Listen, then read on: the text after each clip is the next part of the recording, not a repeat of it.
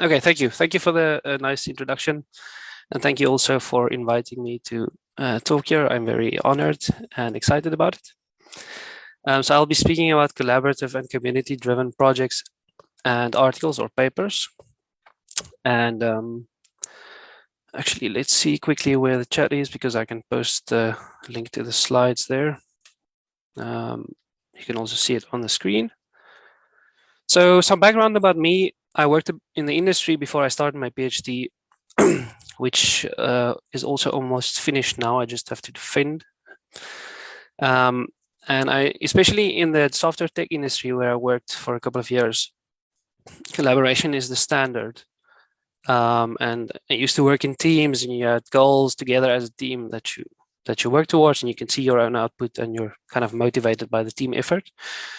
So when I started my PhD, and also from previous experience in my master's, I realized that it's very different often in research, and I'm quite frustrated by that difference. So this kind of lone ranger approach in academia doesn't really sit well with my goals. So in my PhD, I started actively looking for communities to work with and to collaborate with, and mostly in neuroimaging, but also a bit wider. And I have some things that I try to do that I don't always do well, but that influence or bias the ways in which I work with people. And it's all, for me, it's all about inclusion and collaboration and sharing our information and not competing for it. So all of these aspects, I think, led me to some interesting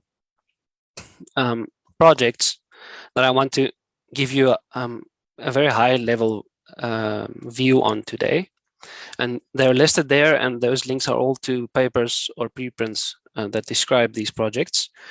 But I will give you some insight into all of them, and then tell you a bit about how I experienced them and how I've learned from them, and how some reflections on how to get into these projects, what the incentives are for joining them, and also what kind of practical aspects are important when running them or when joining them.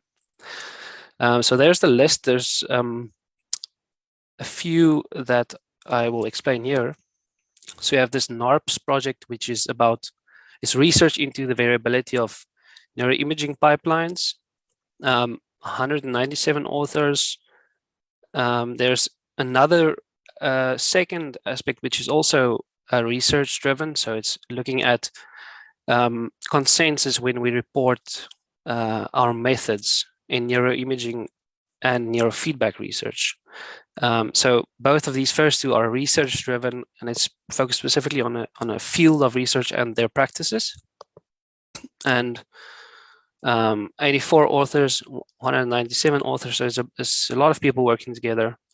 And then we also have different types of themes. So like the Brainac community, which is more a community-driven effort, not focused on a particular type of research. This INOSC, which is International Network of Open Science and Scholarship Communities, something like that. Mostly coming from the open science communities in the Netherlands and how they work together. Another community effort that I've been involved in is the Organization for Human Brain Mapping's Open Science Room, which is kind of a unconference at their annual conference. And then finally, I have this open brain consent, which is more about research procedure and not research itself, but also a project that stemmed from a nice collaboration. And as you can see, all of these have large groups of authors. I mean, it's not like these physics papers where you have hundreds or thousands of authors yet, but we're getting there. And there's always been a core team of people that run these things. And I highlight their names there because they are the people that actually did a lot of the work in either establishing these communities or running these research projects. So if you want to know more about it, then those are the people you need to go to. I also highlighted in this table how I got into those projects and what my involvement was in the projects. So in some of them, I played a kind of biggish role, and some of them I was just kind of there and maybe edited a few lines or suggested a few changes to the paper or reviewed something. So the level of involvement definitely differs per person on these things. But I will tell you a bit more about all of these individually now. So the NARPS project, which stands for Neuroimaging Analysis Reproducibility something. I forgot, but the link that I put there can show you what it's all about. But it was essentially an effort to see how reproducible our results are when we have different analysis teams, in this case 70, testing hypotheses on an existing and same data set, but having a lot of freedom in terms of how they test these hypotheses, how they process their data, how they set up their pipeline to process their data. Oh, thanks, Sander, for posting the link. There was, as you can imagine, there was a lot of flexibility, especially in your imaging pipelines, where you have so many steps that kind of the different permutations of decisions that you can make end up being thousands and thousands of possible pipelines. And none of these 70 teams actually chose identical workflows to analyze the data. And this was then this was kind of exemplified in the variation of the results. So very interesting project, very interesting finding. And the cool thing about this project was that it was quite open. So you just had to have experience analyzing this type of task data, fMRI data, and it was advertised online on some what do you call it, chat rooms, on some mailing lists, and also on Twitter. That's where I saw it, and I said, okay, cool, this looks great. And what they also said that was a big incentive is that you can get a co-authorship on the Nature paper eventually if it gets published. So that really, like, you think, okay, I don't necessarily want to put in all of this time, but if I'm second year PhD student and I can get the co-authorship on Nature paper, it's not something that you're gonna stare in the face and say no thanks. So that was pretty interesting.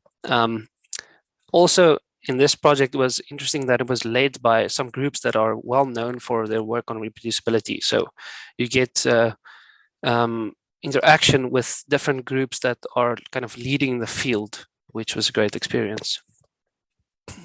The next one was CreateNF, which is consensus on the reporting and experimental design of clinical and cognitive behavioral neurofeedback studies.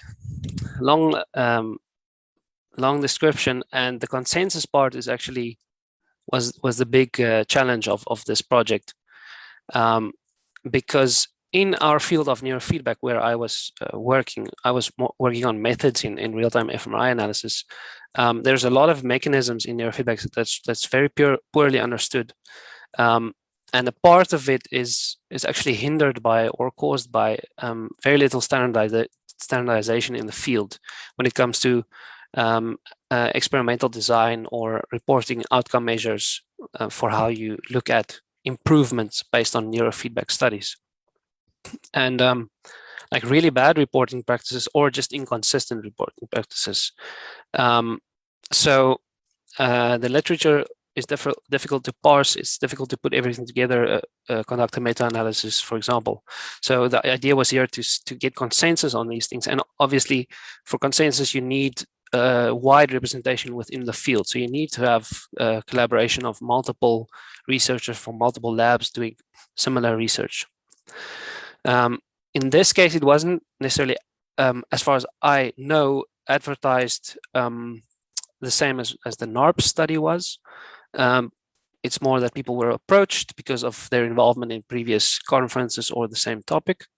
So it was more like a top-down approach than NARPS was. And there was a lot of effort into kind of just continuous discussions by email and filling in forms and coding the different ways in which people report their results. And then also to from that, create an actual checklist and an application that people can use. So to reach that level of consensus was quite difficult. So this was a kind of different type of research project, but quite interesting.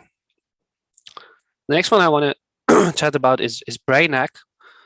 And as Marta already mentioned, this is kind of in the theme of hackathons. But in the case of Brainac, it's not necessarily the standard like 1 day or 1 weekend hackathon or competitive hackathons. It's more a community-driven hackathon. So you work on the projects, you work together on something that someone suggests, and people are free to suggest any project they want in this kind of wide field of neuroscience. And sorry.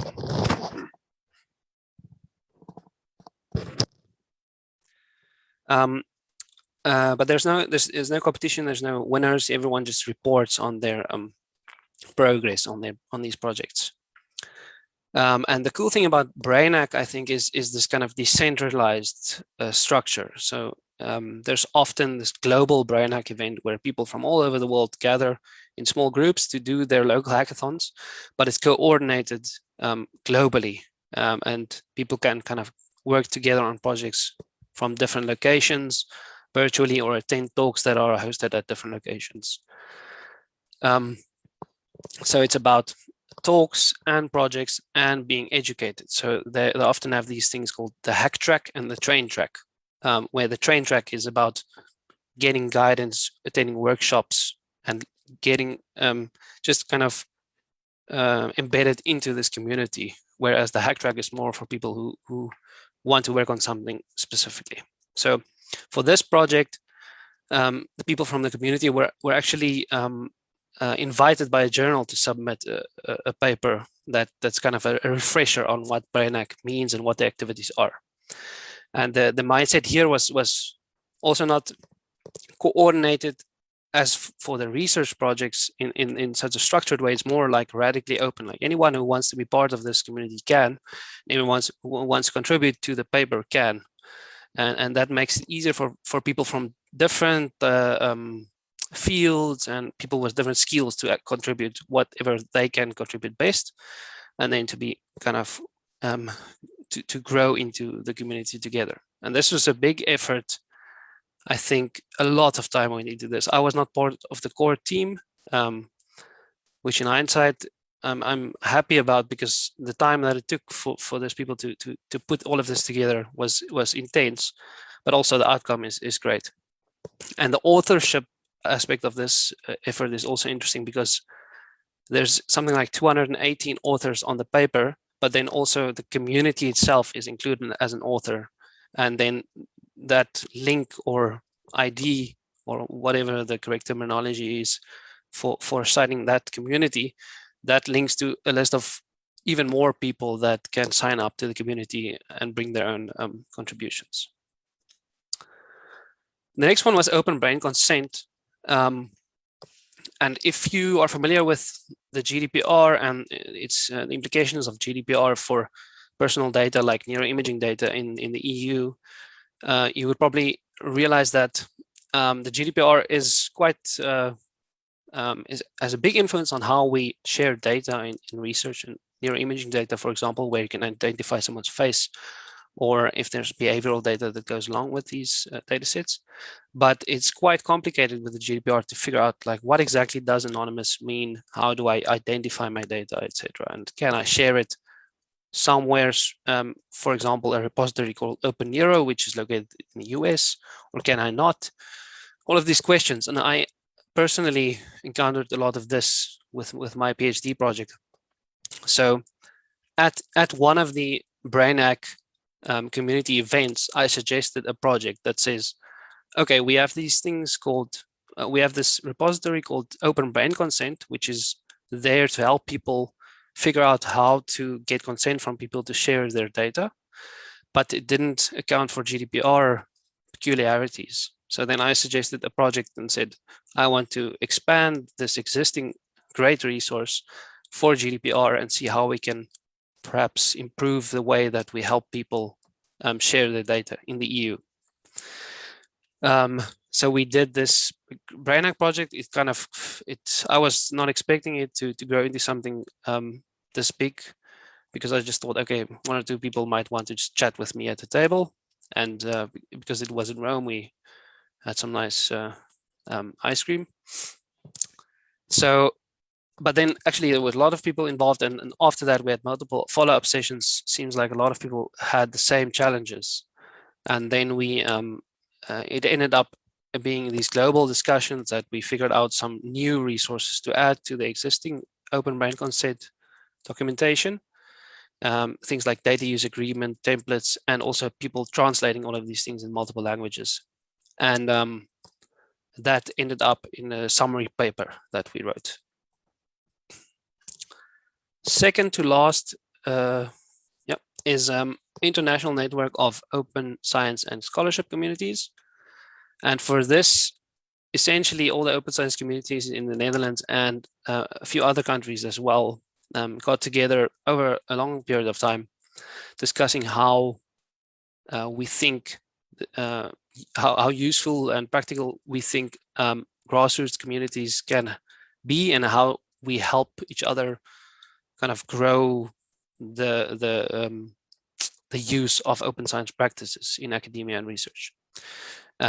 And we actually got together in person, so it was quite a while back when it started. And then over time, virtually, we also chatted a lot. And that ended up in a paper to describe what the role of open science communities can be in wide-scale adoption of open science practices. And the last one I want to also just highlight is this paper, which is called Centering Inclusivity in the Design of Online Conferences. And we recently pre-printed this, and it's basically trying to give our personal experiences a platform, and also highlight resources that we think can add to inclusivity of online conferences, apart from the general improvement in accessibility that comes along with the pandemic, because everything is virtual, but it does not necessarily mean it's automatically inclusive. So this grew out of having built kind of an inclusive, or an attempt of an inclusive online experience in this OHBM Open Science Room, which I was the co-chair of. And then afterwards, we kind of collated all of our experiences, from the speakers to the attendees to the group who actually organized it. All of them contributed and wrote this paper. So I was involved in all of these things, and I have some reflections on them. And I think 3 points are worth highlighting, and that is, what incentives do we have to join these things? How do we actually get into these projects, and what useful lessons and approaches there are to run and complete projects like this? So I'll finish up with these things. Incentives to contribute. I think the thing I mentioned about the Nature paper is a big incentive for any researcher. People like citations, people like high impact factor journals. And if you can do something that's kind of part of your standard job, you don't have to lead the whole effort, you just do a part of it, and you get that I think is a plus. So there are incentives that fit into the current structure of how people do science. That's not necessarily a great thing, but it's still an incentive. I think another incentive could just be the fact that people might want to or prefer to collaborate rather than working on their own, and that could be a big driver for people joining communities like these. And the last one, I think, is just to say that people might also be morally or ethically driven to contribute to projects like this, because some or all of them focus on improving the way we do science in terms of transparency, reproducibility, collaboration, and bringing more diverse views to the front, which I think are all generally good things. And I think the absence of that is very stark in academia and science.